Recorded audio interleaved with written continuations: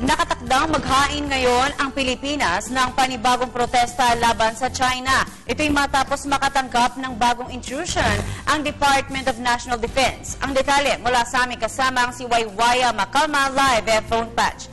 Our live mula sa Campo Aguinaldo. Waywaya, magandang hapon sa iyo. Princess, maghahain ng panibagong protesta ang Pilipinas laban sa China. Ito ang kinumpirma ni Defense Secretary Voltaire Gasmin matapos nga makatanggap ng report ang Department of National Defense na mayroong panibagong intrusyon na ginagawa ang bansang China sa ating teritoryo.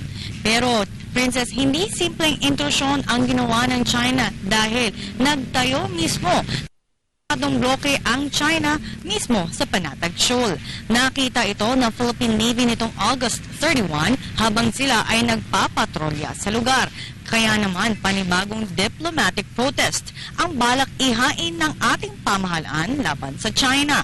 Sa ngayon ay inaantay na lang ng kalihim ang mga dokumento ukol rito na posibleng matanggap niya ngayong araw o bukas para nga maihain na ito kaagad.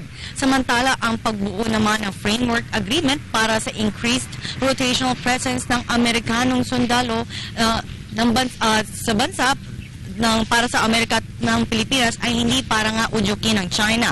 Ayon kay Gasmin, dahil matagal nang mayroon treaty ang ating bansa sa Estados Unidos na kung saan napalahad sa treaty na protektahan ang ating teritoryo at mabigyan ng remedy ang disaster operations sa ating bansa. Kanyang iginiit na hindi laban sa China ang binubuong kasunduan o anumang bansa. Anya, ito ay para sa isang bansa na nais ipagtanggol ang ating teritoryo. Narito ang bahagi ng aming kay Defense Secretary Voltaire Gasmin. Well, hindi sila dapat ma-agitate kasi unang-una,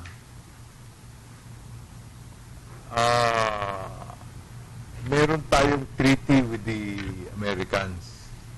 No, kasama doon yung pagtulong sa atin maging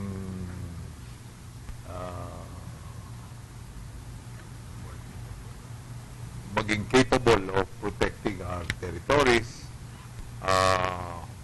mabigyan ng remedy yung ating mga disaster operations, so that hindi naman yung dating ng Amerikano rito, hindi naman directed towards China or any country for that matter. Ito ay para sa isang bansang gustong lumakas at tumayo na may pagtanggol ang sarili niyang teritoryo. Samantala, Princess, sa ngayon ay walang nakikitang bantang of National Defense sa panibagong kilos protesta na gagawin ng mga netizens sa September 11 na kanilang binansagan na EDSA tayo. At yan ang pinaka-latest mula rito sa Campo Aguinaldo. Princess? Maraming salamat sa iyo, Waywaya.